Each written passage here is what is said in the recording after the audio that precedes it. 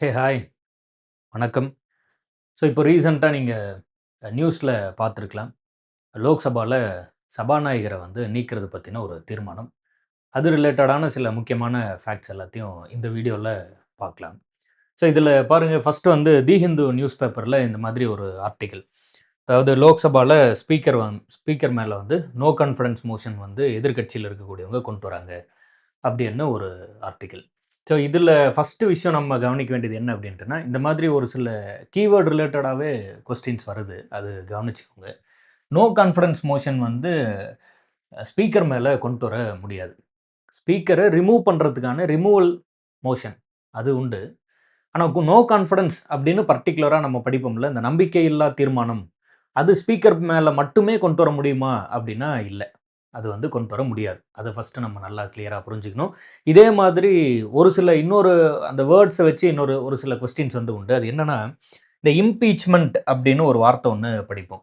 இந்த impeachment of the chief justice of India, impeachment of the vice president of India, impeachment of the president அப்படின்னு எல்லாம் படிப்போம். அதில் பிரசிடென்ட்டுக்கு மட்டும்தான் இம்பீச்மெண்ட். மீதி எல்லாருக்குமே ரிமூவல். அவ்வளோதான்.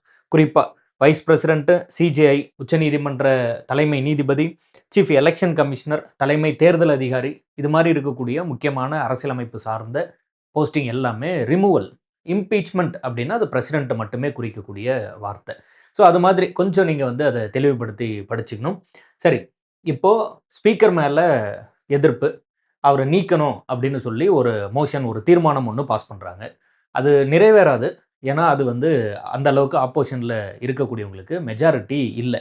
ஆனா கூட அந்த மாதிரி ஒரு தீர்மானம் கொண்டு வரும்போது, அவரு வந்து இந்த மாதிரி எதிர்க்கட்சியில இருக்கக்கூடியவங்கள பேச அனுமதிக்காம இருக்காரு. எதிர்க்கட்சியில இருக்கக்கூடிய பெண் எம்பிக்கள் மீது ஒரு தவறான குற்றச்சாட்டு வந்து சொல்லிட்டாரு. அந்த மாதிரி நெறைய காரணங்கள் வந்து சொல்றாங்க.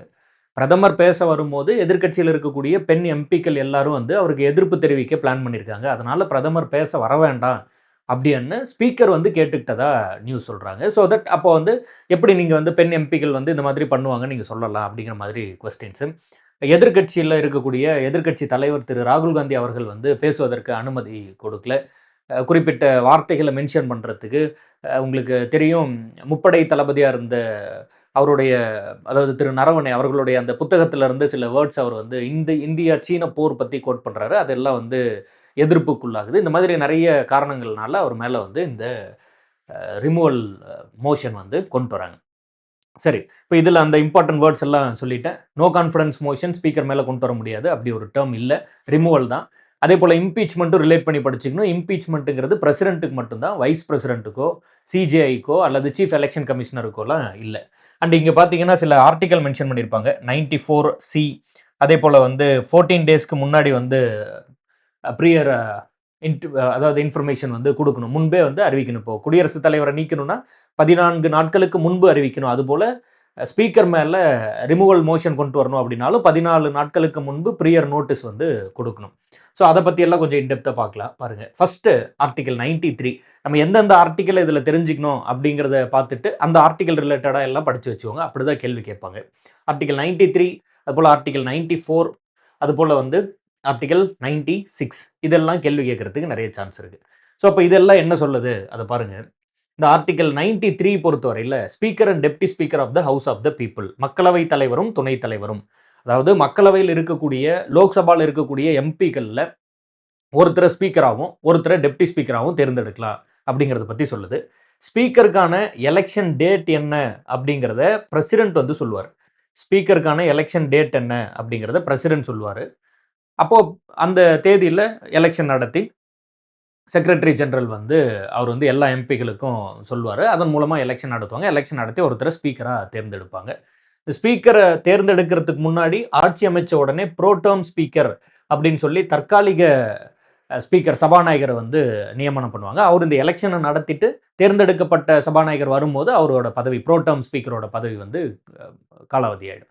ஸோ அப்போ ஸ்பீக்கர் வந்து இப்படி தேர்ந்தெடுக்கப்படுறாங்க. டெப்டி ஸ்பீக்கருக்கான எலெக்ஷன் எப்போ அப்படிங்கிறத ஸ்பீக்கர் தான் சொல்லுவார். நல்லா தெளிவா புரிஞ்சு வச்சுக்கணும். ஸ்பீக்கருக்கான எலெக்ஷன் எப்போ பிரசிடென்ட் சொல்லுவாரு. டெப்டி ஸ்பீக்கர் துணை சபாநாயகருக்கான எலெக்ஷன் எப்போ அப்படிங்கிறத ஸ்பீக்கர் வந்து சொல்லுவாரு. ஒருவேளை வந்து இப்ப அடுத்தடுத்த ஆர்டிகிள்ல படிப்போம். ஒருவேளை வந்து அவங்க ஒருமனதாக தேர்ந்தெடுக்கப்படலாம். இல்லை எலெக்ஷன் வைக்கணும் அப்படின்னா சிம்பிள் மெஜாரிட்டியில் வெற்றி பெற்றாங்கன்னா போதும். ஸோ இங்கேயே அந்த பாயிண்ட்டை மென்ஷன் பண்ணியிருப்பேன், அது நீங்கள் தெளிவாக கவனிச்சிக்கணும். எலெக்ஷன் வந்து நடத்துகிறோம் அப்படின்ட்டுனா, அதாவது ஸ்பீக்கரை தேர்ந்தெடுக்கிறதுக்கு யார் சபாநாயகராக வரணும் அப்படின்னு இருக்கக்கூடிய எம்பிகள்லேருந்து ஒருத்தரை சபாநாயகராக தேர்ந்தெடுக்கிறதுக்கு சிம்பிள் மெஜாரிட்டி சாதாரண பெரும்பான்மையில் வெற்றி பெற்றால் போதுமானது. அதுவே ரிமூவ் பண்ணும், இப்போ ரிமூவல் பற்றி தானே பேசுகிறோம். ரிமூவ் பண்ணும் அப்படின்ட்டுனா எஃபெக்டிவ் மெஜாரிட்டி அப்படிங்கிறதுல ரிமூவ் பண்ணும். எஃபெக்டிவ் மெஜாரிட்டினா என்னன்னு இப்போ பார்க்கலாம். அதற்கு முன்னாடி இன்னொரு விஷயமும் இதில் நல்லா கிளியராக தெரிஞ்சுக்கோங்க. எஃபெக்டிவ் மெஜாரிட்டி அப்படின்னு ஒரு வார்த்தை அரசியலமைப்பில் இல்லவே இல்லை. எஃபெக்டிவ் மெஜாரிட்டிங்கிற வார்த்தையே அரசியலமைப்பில் இல்லை. நீங்கள் லக்ஷ்மிகாந்த் புத்தகத்தை படிச்சீங்கன்னா அதில் எஃபெக்டிவ் மெஜாரிட்டிங்கிற வார்த்தையை பார்க்கலாம்.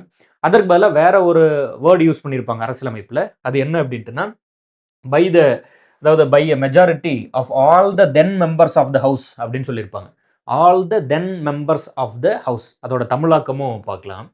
அதில் பாருங்க, இப்போ வந்து என்ன சொல்லியிருப்பாங்க அப்படின்ட்டுனா, மக்களவையின் அப்போதைய அனைத்து உறுப்பினர்களின் பெரும்பான்மையினர் அந்த அவையில் நிறைவேறும் தீர்மானம் ஒன்றினால் அவருடைய பதவியிலிருந்து அகற்றப்படலாம். அப்போதைய உறுப்பினர்களின் பெரும்பான்மை. அப்போ அப்போதைய உறுப்பினர்களின் பெரும்பான்மை அப்படின்னா என்ன அப்படிங்கிறத பற்றியும் நம்ம வந்து இதில் பார்ப்போம். இப்போதைக்கு ஆர்டிகல் 93 நல்லா ஞாபகம் வச்சுக்கோங்க. ஆர்டிகல் 93 என்ன சொல்லுது? ஸ்பீக்கர், டெப்டி ஸ்பீக்கர் இருக்கக்கூடிய லோக்சபா உறுப்பினர்கள்ல இருந்து ஒருத்தரை தேர்ந்தெடுப்பாங்க. ஸ்பீக்கருக்கான எலெக்ஷன் டேட்டை யார் சொல்லுவா? பிரசிடென்ட். டெப்டி ஸ்பீக்கருக்கான எலெக்ஷன் டேட்டை யார் சொல்லுவா? ஸ்பீக்கர் சொல்வாரு. ஒருவேளை ஒரு மனதாக தேர்ந்தெடுக்காம எலெக்ஷன் வச்சு தேர்ந்தெடுக்கிறாங்கன்னா சிம்பிள் மெஜாரிட்டியில் தேர்ந்தெடுத்தா போதுமானது. சிம்பிள் மெஜாரிட்டியில் வெற்றி பெற்றாவே ஸ்பீக்கர், டெப்டி ஸ்பீக்கர் அந்த இது பண்ணிடுறோம். அதுவே ரிமூவ் பண்ணும் அப்படின்ட்டுனா எஃபெக்டிவ் மெஜாரிட்டியில் தான் ரிமூவ் பண்ண முடியும். எஃபெக்டிவ் மெஜாரிட்டிங்கிற வார்த்தை அரசியலமைப்பில் இல்லை.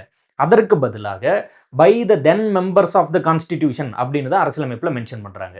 அப்போ பை த தென் மெம்பர்ஸ் அப்படிங்கிறது தான் நம்ம எஃபெக்டிவ் மெஜாரிட்டின்னு லக்ஷ்மிகாந்த் புத்தகங்கள் போன்ற புக்ஸில் அந்த வார்த்தையை பார்க்குறோம். ஆனால் அப்படி ஒரு வேர்டு எஃபெக்டிவ் மெஜாரிட்டிங்கிற வேர்டு அரசியலமைப்பில் இல்லைன்னு சொல்லியிருந்தேன். சரி, அப்போது அந்த அப்போதைய அனைத்து உறுப்பினர்களின் பெரும்பான்மை அப்படின்னா என்ன அப்படிங்கிறதுனா, இப்போ டோட்டலாக வந்து 545 உறுப்பினர்கள் லோக்சபாவில் இருந்தாங்க. 2 ஆங்கிலோ இந்தியர்கள் அது நம்ம நீக்கினது போக இப்போ 545 பேருன்னு வச்சுக்கோங்க. இந்த 545ல் 2 ஆங்கிலோ இந்தியர்கள் போக 543 பேர் இருக்காங்க மொத்த உறுப்பினர்களின் எண்ணிக்கை. அதில் 13 வேக்கன்சி அப்படின்னு நம்ம எடுத்துப்போம். 13 பேர், அந்த 13 சீட்டு வந்து வேக்கண்ட்டாக இருக்குது, ஆளே இல்லை. அப்போது மீதி இருக்கக்கூடிய நபர்கள் எவ்வளோ வந்துடுறாங்க? இந்த 13 நம்ம ரிமூவ் பண்ணும்போது மீதி வந்து 530 பேர் உறுப்பினர்கள் வந்துடுறாங்க. ஸோ அப்போ மொத்த உறுப்பினரின் எண்ணிக்கை 543. அதில் நம்ம தோராயமாக ஒரு நம்பர்ஸ் எடுத்துக்கிறோம். அப்படி என்ன நம்பர் எடுத்துக்கிறோம் அப்படின்னா 13 பேர் வந்து வேக்கண்ட்டாக இருக்காங்க. அந்த 13 சீட்டு வந்து வேக்கண்ட்டாக இருக்குது. நம்மளாம் சும்மா அசியூம் பண்ணிக்கிறோம் ஒரு புரிதலுக்காக. அப்போ டோட்டல் ஸ்ட்ரென்த் எவ்வளோ வருது? 530. அப்போ அதில் மெஜாரிட்டிங்கும் போது அதை 2ஆல் வகுத்து ஒன்று ஆட் பண்ணிக்கிறோம்.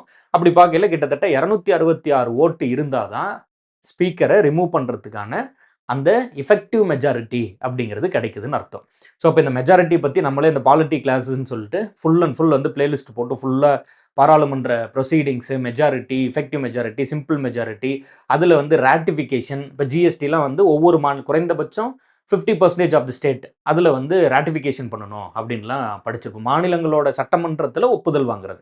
ஸோ அதை பற்றி எல்லாம் எக்ஸ்பிளைன் பண்ணியிருப்போம். இந்த இடத்துல எஃபெக்டிவ் மெஜாரிட்டி மட்டும் என்னன்னு தெரிஞ்சுக்கோங்க. டோட்டல் ஸ்ட்ரென்த்தில் அந்த வேக்கண்ட்டாக இருக்கக்கூடிய சீட்டு போக மீதி இருக்கக்கூடிய ஸ்ட்ரென்த்தில் 50% + 1 அதுதான் வந்து நம்ம இந்த effective majority by the then members of the house அப்படின்னு குறிக்கிறோம். அதுக்கு நம்ம ஒரு எக்ஸாம்பிள் எடுத்துட்டோம். அந்த எக்ஸாம்பிள் அடிப்படையில் நம்மளா ஒரு அப்ராக்சிமேஷனாக 13 சீட்டு வேக்கண்ட்டுன்னு எடுத்துக்கிறோம். அதன் அடிப்படையில் பார்க்கும்போது கிட்டத்தட்ட 266 ஓட்டு வாங்கினா தான் அது வந்து அந்த மசோதா வந்து பாஸ் ஆகும். 266 ஓட்டு இப்போ பாராளுமன்றத்தில் எதிர்க்கட்சிகளால் வாங்க முடியாது.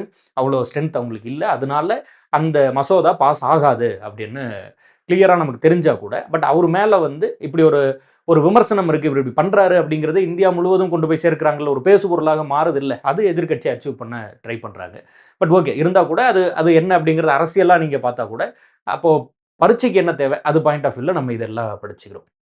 இந்த தமிழாக்கம் எங்கேருந்து எடுக்கணும் அப்படிங்கிறதையும் நான் சொல்கிறேன். இப்போவே கூட நீங்கள் அதை தெளிவாக கவனித்து வச்சுக்கோங்க. அந்த தமிழாக்கத்தில் நான் படித்து கட்டுறேன். ஸோ இப்போது எஃபெக்டிவ் மெஜாரிட்டி கான்ஸ்டியூஷனில் இல்லை, இந்த டீட்டெயில்ஸ் எல்லாம் சொல்லியிருந்தேன். ஆர்டிகல் 94 பார்த்துக்கோங்க. ஆர்டிகல் 94, இப்போ 93 என்ன சொன்னோம்? ஸ்பீக்கர், டெப்டி ஸ்பீக்கர் பற்றி பேசணுமா? ஆர்டிகல் 94 இந்த கான்ஸ்டியூஷன் என்ன சொல்லுதுன்னா, a member holding office as speaker or deputy speaker of the house of the people, அவர் எப்படியெல்லாம் அந்த பதவியிலிருந்து வெளியே போகலாம். Shall vacate his office if he ceases to be the member of the house of the people. லோக்சபாவில் இருக்கணும்னு சொல்லியிருந்தோம், உறுப்பினராக இருக்கணும், எம்பியாக இருக்கணும், அப்படின்னா மக்களால் தேர்ந்தெடுக்கப்பட்டு லோக்சபாவுக்கு வரணும். ஒருவேளை ஒரு எம்பி ஏதாவது ஒரு காரணத்தினால் வந்து தன்னுடைய பதவியை இழக்கிறாரு, மனநிலை சரியில்லாமலோ அல்லது அது மாதிரி நம்ம நிறைய டேர்ம்ஸ் வச்சிருக்கோம்ல, அந்த மாதிரியான காரணத்தினால அவர் எம்பியா இருக்கக்கூடிய அந்த தகுதியை இழந்துட்டார்னா, ஸ்பீக்கரா இருக்கக்கூடிய தகுதியை இழந்துடுறாரு. Shall vacate his office if he ceases to be the member of the House of the People. May at any time by writing under his hand addressed if such member of the speaker to the deputy speaker and if such member is the deputy speaker to the speaker resign his office. சிம்பிளா தன்னோட கையெழுத்திட்ட ஒரு ராஜினாமா கடிதத்தை speaker deputy ஸ்பீக்கர்கிட்டயோ அல்லது deputy speaker ஸ்பீக்கர்கிட்டயோ கொடுத்துட்டு அவர் தன்னோட பதவியை ரிசைன் பண்ணிக்கலாம். அவர் வந்து எம்பியா இருக்கக்கூடிய தகுதியை இழந்துட்டு எம்பியா இல்லாமல் போயிட்டாருன்னா ஸ்பீக்கர் பதவி தன்னை போல வந்து இல்லாமல் போயிடுது. அதுவே போல் தன்னோட ராஜினாமா கடிதத்தை டெப்டி ஸ்பீக்கர்கிட்டயோ அல்லது டெப்டி ஸ்பீக்கராக இருந்தால் ஸ்பீக்கர்கிட்டயோ கொடுத்துட்டு ராஜினாமா பண்ணிக்கலாம். இது கேள்வி கேட்பாங்க. அதாவது ஸ்பீக்கர் தன்னுடைய ராஜினாமா கடிதத்தை குடியரசுத் தலைவரிடம் கொடுக்குறாரு, ஆளுங்கட்சியில் இருக்கக்கூடிய பிரதமருக்கு கொடுக்குறாரு, இல்லை அவையின் அந்த லீடர் ஆஃப் த ஹவுஸாக இருக்கக்கூடிய பிரைம் மினிஸ்டர்கிட்ட கொடுக்குறாரு, இது மாதிரி ஏதாவது ஒரு இல்லை ஆப்போசிஷன் பார்ட்டியோட லீடர்கிட்ட கொடுப்பாரு, அந்த மாதிரி ஏதாவது ஒரு ஸ்டேட்மெண்ட் கொடுத்து சரியா தப்பான்னு கேட்பாங்க. கன்ஃபியூஸ் ஆயிடாதீங்க. ஸ்பீக்கர் டெப்டி ஸ்பீக்கர்கிட்ட கொடுக்கணும். ரெசைன் பண்ணுறதா இருந்தால் ரெசிக்னேஷன் லெட்டர் டெப்டி ஸ்பீக்கர்கிட்ட கொடுக்குறாரு. டெப்டி ஸ்பீக்கர் ரிசைன் பண்ணாருன்னா ஸ்பீக்கர்கிட்ட தன்னோட ரெசிக்னேஷன் லெட்டர் கொடுக்குறாரு. இதுதான் வந்து ப்ரொசீஜர். கவனமாக பார்த்துக்கணும். சரி, அதே போல் may be removed from his office by a resolution of the House of the People passed by majority of all the then members of the House. இப்போ இதுதான் நம்ம பேசு பொருளாக பார்த்துட்டு இருக்கோம். அப்போது ஒன்று எம்பியாக இருக்கக்கூடிய தகுதியை இழந்துட்டார்னா அவர் தன்னை போல ஸ்பீக்கர் பதவியில் அவர் வந்து வெக்கேட் பண்ணி ஆகணும். இல்லை அவராக ரிசைன் பண்ணிட்டு போகலாம். இல்லை 94 கிளாஸ் சி என்ன சொல்லுது அப்படின்ட்டுனா லோக்சபாவில் இருக்கக்கூடிய உறுப்பினர்களால் அவர் ரிமூவ் பண்ணப்படலாம். எந்தெந்த காரணத்துக்காக ரிமூவ் பண்ணப்படலாம் அதை பற்றி சொல்லலை. ஸோ அரசியலமைப்புலையும் சொல்லலை, லோக்சபாவோட அந்த அந்த விதிகள் இருக்கும்ல, அந்த லோக்சபாவோட விதிகள் அதுலேயும் வந்து அதை மென்ஷன் பண்ணலை. என்ன காரணத்திற்காக கொண்டு வரலாம் அப்படிங்கிறத பற்றி ஒரு ப்ராப்பரான ஒரு ரீசனாக இருக்கும் பட்சத்தில் அந்த மாதிரி வந்து அவங்க ரிமூவ் பண்ணலாம். அதுக்குமே வந்து by the then members of the ஹவுஸ்ன்னு மென்ஷன் பண்ணிட்டாங்க. அப்போ எஃபெக்டிவ் மெஜாரிட்டி வேணும். அப்படி இருந்தால் தான் ஸ்பீக்கரை ரிமூவ் பண்ண முடியும். சரி, ஸோ அப்போ எஃபெக்டிவ் மெஜாரிட்டி 14 நாளுக்கு முன்னாடியே வந்து சொல்லணும். அதையும் பாருங்கள் ஆர்டிக்கலில் மென்ஷன் பண்ணியிருப்பாங்க. Provided that no resolution for the purpose of clause C வந்து நம்ம இங்கே மென்ஷன் பண்ணியிருக்கோம்ல, ரிமூவ் பண்ணுறது shall be moved unless at least 14 days notice has been given to the intention to move the resolution. 14 நாட்களுக்கு முன்பு தெரிவிக்க வேண்டும். அதே போல் பாருங்கள், provided for that whenever the house of the people is dissolved the speaker shall not vacate his office until immediately before the first meeting of the house of the people after dissolution. So அப்போ இது ரொம்ப முக்கியமான ஒரு point. இப்போது speaker பதவி வந்து ஒரு 5 வருஷத்துக்கு ஒரு முறை எலெக்ஷன் வருது, அல்லது வந்து ஒரு ஆளுங்கட்சியாக இருக்கக்கூடிய கட்சி வந்து தன்னோட பதவியை வந்து 5 வருஷம் முடிஞ்சிடும், அடுத்த எலெக்ஷனை ஃபேஸ் பண்ணுவாங்க. ஒருவேளை வெற்றி பெறாமல் போனால் கூட அடுத்த கட்சி வந்து அல்லது அடுத்த எலெக்ஷனில் வெற்றி பெற்ற ஒரு பார்ட்டி வந்து ஆட்சி அமைக்கிற வரைக்கும் ஸ்பீக்கர் பதவியில் இருப்பார். அப்படி ஆட்சி அமைக்கும் போது அவங்க அந்த முதல் நாள் வந்து இந்த ப்ரோடேர்ம் ஸ்பீக்கர் பதவி இருக்கிறாருல்ல, அன்னைக்கு மார்னிங் தான் வந்து தன்னோட பதவியை ரிசைன் பண்ணுவார். ப்ரோடேர்ம் ஸ்பீக்கர் வருவார். அவரோட தலைமையில் ஸ்பீக்கர் எலெக்ஷன் நடக்கும். அடுத்த ஸ்பீக்கருக்கு வந்து தேர்ந்தெடுக்கப்படுவார். ஸோ அது வரைக்கும் அவரோட பதவி வந்து இருக்கும். ஸோ அப்போ ஆர்டிகல் 94 தான் இங்கே இன்றைக்கி பேசு பொருளாக இருக்குது. அதுதான் நம்ம இந்த ஆர்டிக்கலில் கூட பார்த்தோம். இங்கே வந்து ஆர்டிகல் 94C அப்படின்னு இந்த நியூஸ் பேப்பரோட இதில் கூட மென்ஷன் பண்ணியிருக்காங்க. ஸோ அப்போ 94 கிளாஸ் சி அது தெளிவாக வந்து படித்து வச்சுக்கணும் என்ன சொல்லுது அப்படின்ட்டு. 94 டோட்டலாகவே என்ன சொல்லுதுங்கிறது இது பண்ணிக்கணும். ஆன் வாட் கிரவுண்ட்ஸ், எதன் அடிப்படையில் ஸ்பீக்கர் வந்து நீக்கப்படலாம் அப்படிங்கிறத பற்றி பேசலை.